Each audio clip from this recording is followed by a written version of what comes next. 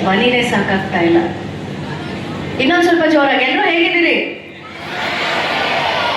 ಯಾಕೋ ಹೆಣ್ಮಕ್ಳ ಧ್ವನಿ ಮುಂದೆ ಗಂಡು ಮಕ್ಳ ಧ್ವನಿ ಒಂದ್ಸಲ ಗಂಡು ಮಕ್ಳು ಜೋರಾಗಿ ಹೇಗಿದ್ದೀರಾ? ಆದ್ರೂ ಹೆಣ್ಮಕ್ಳೇ ಸ್ಟ್ರಾಂಗ್ ಗುರು. ಇಲ್ಲಿ ಎಲ್ರಿಗೂ ನಮಸ್ಕಾರ. ವೇದಿಕೆ ಮೇಲೆ ಆಸೀನರಾಗಿರುವಂಥ ಎಲ್ಲ ಹಿರಿಯರೇ, ಗಣ್ಯರೇ, ಊರಿನ ಮುಖ್ಯಸ್ಥರೇ, ಹಾಗೆಯೇ ವೇದಿಕೆಯ ಮುಂಭಾಗದಲ್ಲಿ ಕುಳಿತಿರುವಂಥ ಎಲ್ಲ ಗೌರವಾನ್ವಿತ ಮಾಧ್ಯಮದ ಹಿರಿಯರೇ ಹಾಗೂ ನನ್ನ ಪ್ರೀತಿಯ ಹೆಣ್ಣು ಮಕ್ಕಳೇ ಮತ್ತು ಗಂಡು ಮಕ್ಕಳೇ, ಎಲ್ರಿಗೂ ನಮಸ್ಕಾರ. ಕುಂದಾಪುರ ಕನ್ನಡ ಅಧ್ಯಯನ ಪೀಠ ಹಾಗೆ ಸುಜ್ಞಾನ ಪದವಿ ಪೂರ್ವ ಕಾಲೇಜು ಇವರಿಬ್ಬರು ಕೂಡ ಜಂಟಿಯಾಗಿ ಪ್ರಸ್ತುತಿಪಡಿಸ್ತಾ ಇರುವಂತಹ ವಾಲ್ವೆಲ್ಲ ಕಾರ್ಯಕ್ರಮಕ್ಕೆ ನನ್ನನ್ನು ಪ್ರೀತಿಪೂರ್ವಕವಾಗಿ ಆಹ್ವಾನವನ್ನು ಕೊಟ್ಟಿರುವಂತಹ ರಮೇಶ್ ಸರ್ ಹಾಗೆ ನಮ್ಮ ಭರತ್ ಸರ್ ಅವರಿಗೆ ನಾನು ತುಂಬ ಹೃದಯದ ಧನ್ಯವಾದಗಳನ್ನು ಹೇಳೋದಕ್ಕೆ ಇಷ್ಟಪಡ್ತೀನಿ. Thank you so much sir. ತುಂಬ ಸಂತೋಷ. ಬಹುಶಃ ನಾನು ಭಾಷಣದ ರೀತಿಯಲ್ಲಿ ಮಾತಾಡಿದ್ರೆ ಯಾರಿಗೂ ಇಷ್ಟ ಆಗಲ್ಲ. ನಾನು ರಾಜಕಾರಣಿ ಅಲ್ಲ, ಭಾಷಣದ ರೀತಿಯಲ್ಲಿ ಮಾತಾಡೋದಕ್ಕೆ ಬಹಳ ಸರಳವಾಗಿ ಮಾತಾಡ್ತೀನಿ.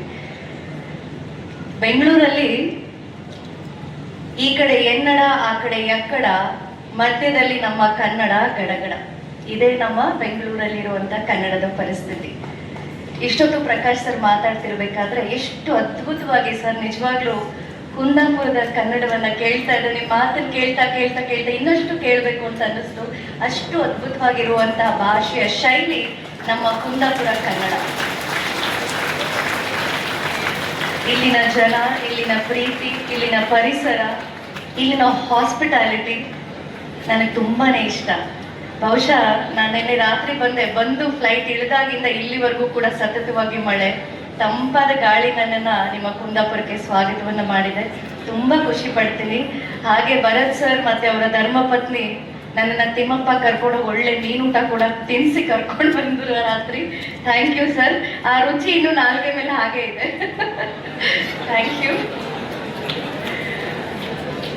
ಹಾಗೆ ಇವತ್ತು ನನ್ನನ್ನು ವಿಶೇಷವಾಗಿ ಒಬ್ಬ ಕನ್ನಡದ ಹೋರಾಟಗಾರ್ತಿ, ಅದರ ಜೊತೆಗೆ ಒಬ್ಬ ಕನ್ನಡದ ಚಿತ್ರನಟಿಯಾಗಿ ನನ್ನಲ್ಲಿ ಆಹ್ವಾನವನ್ನು ಕೊಟ್ಟಿದ್ದೀರಾ. ಬಹುಶಃ ನೀವೆಲ್ಲರೂ ನನ್ನನ್ನು ಅತಿ ಹೆಚ್ಚು, ಅದರಲ್ಲೂ ಯುವ ಪೀಳಿಗೆ ನನ್ನ ನೋಡಿರೋದು ಎಲ್ಲಿ ಅಂತಂದ್ರೆ ನನ್ನ ಸಿನಿಮಾ ಸೀರಿಯಲ್ ಅಂತ ನಾನು ಹೇಳಲ್ಲ, ಎಲ್ಲಿ ಬಿಗ್ ಬಾಸ್.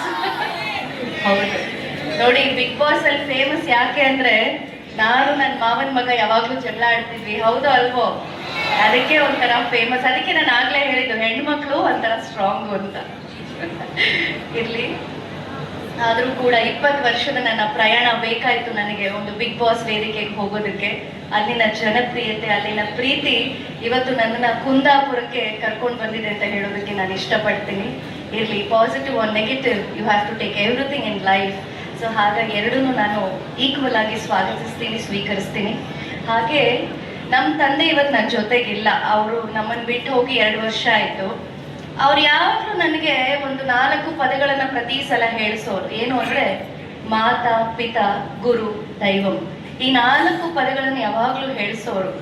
ಆದರೆ ನನಗೆ ತಂದೆ, ತಾಯಿ, ಗುರು, ದೇವರು ಇವೆಲ್ಲರ ಆಶೀರ್ವಾದ ನಮ್ಗೆ ಯಾವಾಗಲೂ ಇರಬೇಕು. ಆದರೆ ನಾವು ನಮ್ಮ ಜೀವನದಲ್ಲಿ ಯಾವಾಗಲೂ ಹೇಳ್ಕೊಳ್ಳೋದು ಒಂದೇನಂದ್ರೆ, ಮುಂದೆ ಗುರಿ ಇರಬೇಕು, ಹಿಂದೆ ಗುರುವಿನ ಆಶೀರ್ವಾದ ಇರಬೇಕು. ಹಾಗೆ ಇವತ್ತು ಎಲ್ಲವನ್ನ, ಈ 4 ಅಂಶಗಳನ್ನ ನಾವು ಯಾವುದಾದ್ರೂ ಒಂದು ವ್ಯಕ್ತಿಯಲ್ಲಿ ನೋಡ್ತೀವಿ ಅಂತಂದ್ರೆ ಅದು ಗುರುಗಳು. ಅವರನ್ನ ನಾವು ಕೆಲವೊಮ್ಮೆ ತಂದೆಯ ಸ್ಥಾನದಲ್ಲಿ ನೋಡ್ತೀವಿ, ತಾಯಿಯ ಸ್ವರೂಪದಲ್ಲಿ ನೋಡ್ತೀವಿ, ದೇವರ ರೂಪದಲ್ಲೂ ಕೂಡ ನೋಡ್ತೀವಿ. ಆ ಏಕೈಕ ಶಕ್ತಿ ಇರೋದು ಗುರುವಿಗೆ ಮಾತ್ರ. ಹಾಗಾಗಿ ನಿಮ್ಮೆಲ್ಲರಿಗೂ ವಿದ್ಯೆ ಕೊಡ್ತಾ ಇರುವಂತ ಎಲ್ಲ ಗುರುಗಳಿಗೂ ಕೂಡ ನಾನು ತಲೆಬಾಗಿ ನಮಸ್ಕರಿಸ್ತೀನಿ. ನಾನು ಓದಿದ್ದು ಬಹಳ ಕಡಿಮೆ. ಯಾಕೆ ಇದನ್ನು ಹೇಳ್ತೀನಿ ಅಂದರೆ, ತುಂಬ ಬೇಗ ನನಗೆ ಮದುವೆ ಆಗುತ್ತೆ, ತುಂಬ ಬೇಗ ನನ್ನ ಮಗ ನನಗೆ ಹುಟ್ಟುತ್ತಾನೆ. ಅದಾದಮೇಲೆ ನನಗೆ ಅನ್ಸಕ್ಕೆ ಸ್ಟಾರ್ಟ್ ಆಗುತ್ತೆ, ಏನಾದರೂ ಮಾಡಬೇಕಿತ್ತು ಜೀವನದಲ್ಲಿ. ಬರೀ ಮದುವೆ ಆಗೋದು, ಮಕ್ಕಳ ಜೊತೆ ಜೀವನ ಕಳೆಯೋದಲ್ಲ, ಏನಾದರೂ ಮಾಡಬೇಕು ಅಂತ ಹೇಳಿ. ಆಗ ಪ್ರಾರಂಭ ಆಗಿದ್ದೆ ನನ್ನ ನಿರ್ದೇಶನದ ಕನಸು. ಅದರ ಜೊತೆಗೆ ಸಾಗ್ತಾ ಇದ್ದ ಹಾಗೆ ನಟನೆಯ ಅವಕಾಶ ಬರುತ್ತೆ, ನಟನೆಯನ್ನು ಮುಂದುವರಿಸ್ತೀನಿ. ಯಾಕಿದನ್ನು ಹೇಳ್ತೀನಿ ಅಂದರೆ, ಹೆಣ್ಣು ಮಕ್ಕಳು ಮದುವೆ ಆದ್ಮೇಲೆ ನಾವೆಲ್ಲ ಅನ್ಕೊಂಡ್ಬಿಡ್ತೀವಿ. ಏನು ಅನ್ಕೋತೀವಿ, ನಮ್ಮನ್ನು ನಾವು ದಪ್ಪ ಆಗ್ಬಿಟ್ಟಿದ್ದೀನಿ, ಕಪ್ಪಗಾಗ್ಬಿಟ್ಟಿದ್ದೀನಿ, ಸಣ್ಣಗಾಗ್ಬಿಟ್ಟಿದ್ದೀನಿ. Age is just a number. Age ಯಾವತ್ತೂ ಕೂಡ ನಮಗೆ ಮ್ಯಾಟ್ರ್ ಆಗಬಾರ್ದು. ಇವತ್ತು ಬಿಗ್ ಬಾಸ್ ಮನೆಗೆ ಹೋಗಿ ನನ್ನ 40ರ ವಯಸ್ಸಿನಲ್ಲಿ ಆ ಟಾಸ್ಕ್ಗಳನ್ನು ನಾನು ಒಂದು ಚಾಲೆಂಜ್ ಆಗಿ ಸ್ವೀಕರಿಸ್ತೀನಿ ಅಂತ ಆದರೆ ನಮ್ಮಲ್ಲಿ ನಮಗೆ ಛಲ ಇರಬೇಕು, ಹಠ ಇರಬೇಕು. ಆಗ ನಾವು ಜೀವನದಲ್ಲಿ ಏನು ಬೇಕಾದರೂ ಸಾಧಿಸ್ಬೋದು. ಯಾವತ್ತೂ ಕೂಡ ಈಗ ನನ್ನ ಮಗ ಒಂದೊಂದ್ಸಲ ನಂಗೆ ಹೇಳ್ತಾ ಇರ್ತಾನೆ, ನಾನು ಹೇಳ್ತೀನಿ ಅವನಿಗೆ, ಮಾಮ್ ಐ ನೀಡ್ 100 ರೂಪೀಸ್ ಅಂತಾನೆ. ಅವನು ಜಸ್ಟ್ 100 ಅಂತಾನು. ಬಟ್ ಆದರೆ ಆ 100 ರೂಪೀಸ್ನ ಗಳಿಸ್ಬೇಕು ಅಂದರೆ ಎಷ್ಟು ಕಷ್ಟ ಇರುತ್ತೆ ಅನ್ನೋದು ನಮಗೆ ಗೊತ್ತು. ಇದೇ ಮಾತು ನಮ್ಮ ತಂದೆಗೆ ಹೇಳೋರು, ಜಸ್ಟ್ 100 ರೂಪಾಯಿ ಅಂತೀಯ, ನೀನು ಗಳಿಸ್ ನೋಡು ಅಂತ. ಯಾಕೆ ಇವತ್ತು ಈ ಮಕ್ಳಿಗೆ ಹೇಳ್ತೀನಿ ಅಂದರೆ, ನೀವೆಲ್ಲರೂ ಮೊಬೈಲ್ ಮೊಬೈಲ್ ಮೊಬೈಲ್ ಅಂತ ಮುಳುಗೋಗಿರ್ತೀರ. ಹೌದು, ಮೊಬೈಲ್ ಕೂಡ ಬೇಕು, ಆದರೆ ವಿಚಾರಗಳನ್ನ ತಿಳ್ಕೊಳಕ್ ಬೇಕು. ಅಡಿಕ್ಷನ್ಗೋಸ್ಕರ ಆಗಬಾರ್ದು ಮೊಬೈಲ್ ಅನ್ನುವಂಥದ್ದು. ಮೊದಲು ನಾವು ಗಳಿಸ್ಬೇಕು, ಆಮೇಲೆ ಅದನ್ನ ಖರ್ಚು ಮಾಡೋದನ್ನ ಕಲಿಬೇಕು ಅಲ್ವಾ?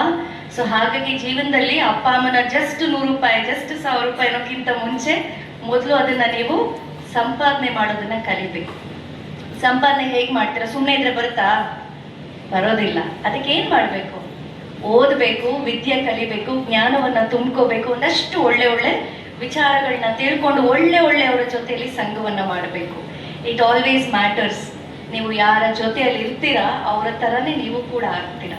ಹಾಗಾಗಿ ಒಳ್ಳೆಯವರ ಸಹವಾಸವನ್ನ ಮಾಡಿ, ಒಳ್ಳೆಯವರನ್ನ ಸ್ನೇಹಿತರನ್ನಾಗಿ ಮಾಡ್ಕೊಡಿ.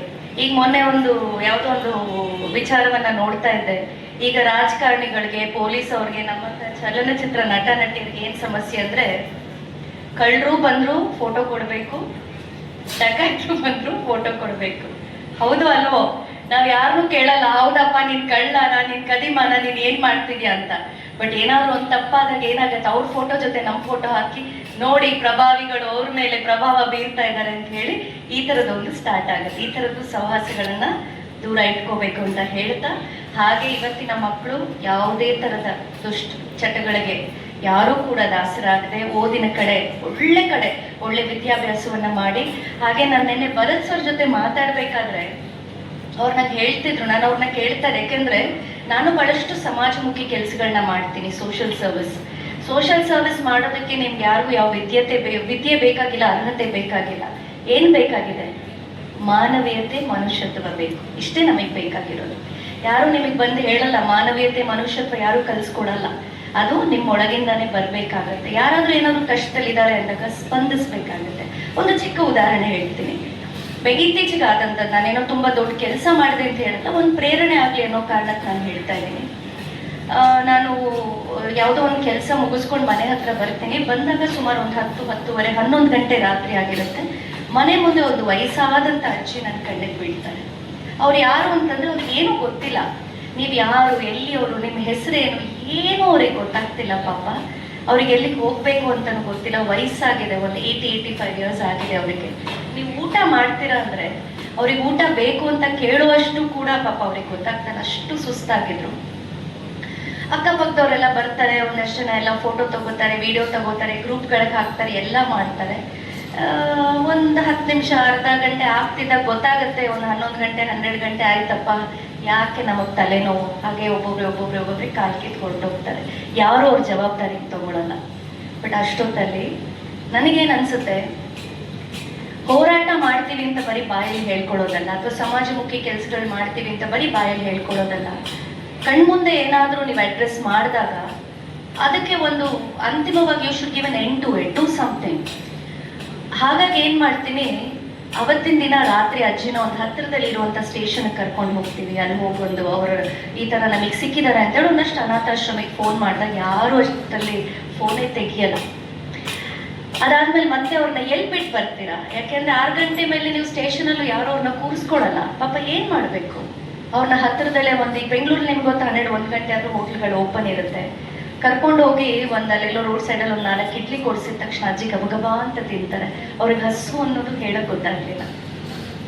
ಅವರ ರಸ್ತೆ ಬದಿಲ್ ನನ್ನ ಹತ್ರ ಕೇಳ್ತಾ ಇದ್ದಿದ್ದು ಇಷ್ಟೇ. ಅವ್ರು ನನ್ನನ್ನು ಕೇಳಿದ್ದು, ನೀವು ಊಟ ಮಾಡ್ತೀರ ಅಂದ್ರೆ ಊಟ ಬೇಕು ಅನ್ಲಿಲ್ಲ. ನಿಮ್ದು ಊಟ ಆಯ್ತಾ ಮಗನೇ, ನಿಂಗೆ ಮನೇಲಿ ಊಟ ಇರುತ್ತಾ ಅಂತ ನನ್ನನ್ನು ಕೇಳ್ತಾ ಇದ್ರು.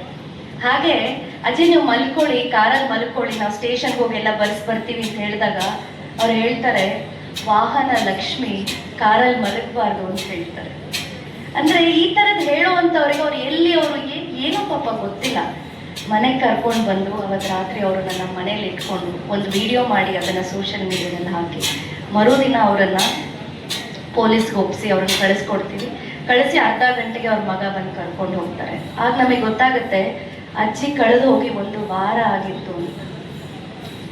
ಊಟ ತಿಂದ್ರೋ ಬಿಟ್ರೋ ಏನೋ ಗೊತ್ತಿಲ್ಲ, ಅವ್ರ ಸೇಫ್ಟಿ ಹೇಗೆ ಅಂತ ಗೊತ್ತಿಲ್ಲ. ಹೀಗೆ ಮಾನವೀಯತೆ ಮೆರೆಯೋದಕ್ಕೆ ಯಾವ ಜಾತಿ, ಯಾವ ಧರ್ಮ, ಯಾವ ವಯಸ್ಸು ಯಾವುದು ಕೂಡ ನಮ್ಗೆ ಅಡ್ಡಿ ಬರಬಾರ್ದು. ಬಹುಶಃ ನಾವು ಯಾರೂ ಕೂಡ ಅರ್ಜಿ ಹಾಕ್ಕೊಂಡು ಹುಟ್ಟಿಲ್ಲ, ನಾವಿಂಥ ಅವ್ರ ಹುಟ್ಟೆಲೆ ಹುಟ್ಟಬೇಕು, ಇಂಥ ಜಾತಿಲೇ ಹುಟ್ಟಬೇಕು, ಇಂಥ ಭಾಷೆಗಾಗಿ ಹುಟ್ಟಬೇಕು ಅಂತ ನಾವಿಲ್ಲ.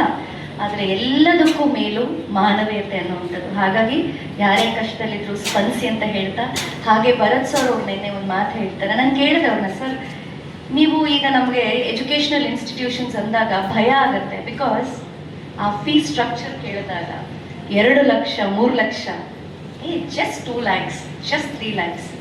ಇವತ್ತಿನ ತಂದೆ ತಾಯಿ ಕೆಲವರಿಗೆ ನಾನು ಕೇಳಿದಾಗ ಇದು ಪ್ರತಿಷ್ಠೆ. ನನ್ನ ಮಗ ಅಂಥ ಕಾನ್ವೆಂಟಲ್ಲಿ ಓದ್ತಾ ಇದ್ದಾನೆ, ಇಂಥ ಕಾನ್ವೆಂಟಲ್ಲಿ ಓದ್ತಿದ್ದಾನೆ, ಅವ್ರಿಗೊಂದು ಪ್ರತಿಷ್ಠೆ ಏನು ಅಂದರೆ 2 ಲಕ್ಷ ಫೀಸ್ ಕಟ್ತೀವಿ, 3 lakh. But what is happening in the school? ಯಾಕೆ ಅಷ್ಟು ಕಟ್ತಾ ಇದ್ದೀರಾ? ಬೇಕಾ? ಇಲ್ಲ, ಅದ್ರ ಬಗ್ಗೆ ಅವ್ರಿಗೆ ಗೊತ್ತಿಲ್ಲ. ಬಟ್ ಒಂದು ದೊಡ್ಡ ಸ್ಕೂಲಲ್ಲಿ ನನ್ನ ಮಗಳು ಓದ್ತಿದ್ರೆ ಅದನ್ನು ನಾನು 10 ಜನರ ಮುಂದೆ ಹೇಳ್ಕೋಬೇಕು ಅಂತ ಇದಲ್ಲ. ಆದರೆ ಅವ್ರಿಗಿರುವಂಥ ಉದ್ದೇಶ, ಮೂಲ ಉದ್ದೇಶ. ನಾನು ಕೇಳಿದೆ, ಸರ್ ಇಷ್ಟು ನೀವು ಮಾಡ್ತಿದ್ದೀರಿ, ಫೀಸ್ ತಗೊಳ್ತೀರಿ, ಹೌದು, ಬಟ್ ನಿಮ್ಮ ಕಾಂಟ್ರಿಬ್ಯೂಷನ್ ಏನು ಅಂತ. ಇದು ನನ್ನ ಪ್ರಶ್ನೆ ಆಗಿದ್ದು. Because I wanted to know what is is intention. ಆಗ ಅವ್ರು ಹೇಳ್ತಾರೆ, ಮೇಡಮ್ ಈ 1 ವರ್ಷ ನಾವು ಇಷ್ಟಿಷ್ಟು ಹಣ ಅಂತ ಹೇಳಿ ಒಂದು ಸೇವೆಗೆ ನಾವು ಎತ್ತಿಟ್ಟಿದ್ದೀವಿ ಅಂತ. ಅದು ನನಗೆ ನಿಜವಾಗ್ಲೂ ತುಂಬ ಖುಷಿ ಆಯಿತು. Sir hats off to you for that. And Ramesh sir, ನಿಜವಾಗ್ಲೂ ರಮೇಶ್ ಸರ್ ಬಗ್ಗೆ ಭರತ್ ಸರ್ ಇಡೀ ನಾವು ಏನು ಆ ಜರ್ನಿ ಇತ್ತು ಏರ್ಪೋರ್ಟಿಂದ ನಾನು ಬಂದು ಕುಂದಾಪುರ ತಲುಪೋವರೆಗೂ ರಮೇಶ್ ಸರ್ ಬಗ್ಗೆ ತುಂಬ ಹೇಳ್ತಾ ಇದ್ರು. ಯಾವಾಗಲೂ ನಮ್ಮ ಜೊತೆ ಹಿರಿಯರಿದ್ದಾಗ ನಮ್ಮಂಥ ಕಿರಿಯರ ಒಂದು ದಾರಿ ಭಾಳ ಸುಗಮ ಆಗುತ್ತೆ.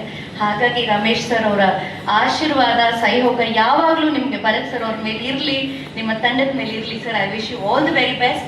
ಆ್ಯಂಡ್ ಎಲ್ಲ ಸ್ಟೂಡೆಂಟ್ಸ್ಗೂ ಕೂಡ ಯಾರು ನಂತರ ಜಗಳ ಎಲ್ಲ ಮಾಡ್ಕೊಳಕ್ಕೆ ಹೋಗ್ಬಿಡಿ ಅಂತ, ಜಗಳಗಟ್ಟಿ ಅಂತ ಹೇಳ್ಬಿಡ್ತಾರೆ ಆಮೇಲೆ. No, I am just joking. ಎಲ್ಲಿ ಹೇಗಿರಬೇಕು ಹಾಗೆ ಇರಬೇಕು. ಹೆಣ್ಣು ತಾಳ್ಮೆ ಎಲ್ಲಿ ವಹಿಸ್ಬೇಕು ಅಲ್ಲಿ ತಾಳ್ಮೆ ವಹಿಸ್ಬೇಕು. ಎಲ್ಲಿ ಹೆಣ್ಣು ಜೋರಾಗಿರಬೇಕು ಅಲ್ಲಿ ಜೋರಾಗಿರಲೇಬೇಕು. ಹಾಗಾಗಿ ಅದಕ್ಕೆ ನಮ್ಮನ್ನ ಬ್ರ್ಯಾಂಡ್ ಮಾಡೋರ ಬಗ್ಗೆ ನೀವು ತಲೆನೇ ಕೆಡಿಸ್ಕೋಬೇಡಿ. ಅವ್ರು ಅಲ್ಲೇ ಇರ್ತಾರೆ, ನೀವು ಮುಂದೆ ಸಾಕ್ತಾ ಇರ್ತೀರ ಅಂತ ಹೇಳ್ತಾ, ತಂದೆ ತಾಯಿ ಆಶೀರ್ವಾದ ಸದಾ ನಿಮ್ಮೆಲ್ಲರ ಮೇಲೆ ಇರಲಿ. ಗುರುವಿನ ಆಶೀರ್ವಾದ, ದೇವರ ಆಶೀರ್ವಾದ ನಿಮ್ಮ ಮೇಲೆ ಎಲ್ಲರ ಮೇಲೂ ಇರಲಿ. ಹಾಗೆ ನನ್ನನ್ನು ಇಲ್ಲಿ ಆಹ್ವಾನಿಸೋದಕ್ಕಾಗಿ ಮತ್ತೊಮ್ಮೆ ಭರತ್ ಸರ್, ರಮೇಶ್ ಸರ್, ನಿಮ್ಮ ಇಡೀ ತಂಡಕ್ಕೆ ನನ್ನ ಹೃದಯಪೂರ್ವಕ ನಮಸ್ಕಾರಗಳನ್ನ ತಿಳಿಸ್ತೀನಿ. Thank you so much.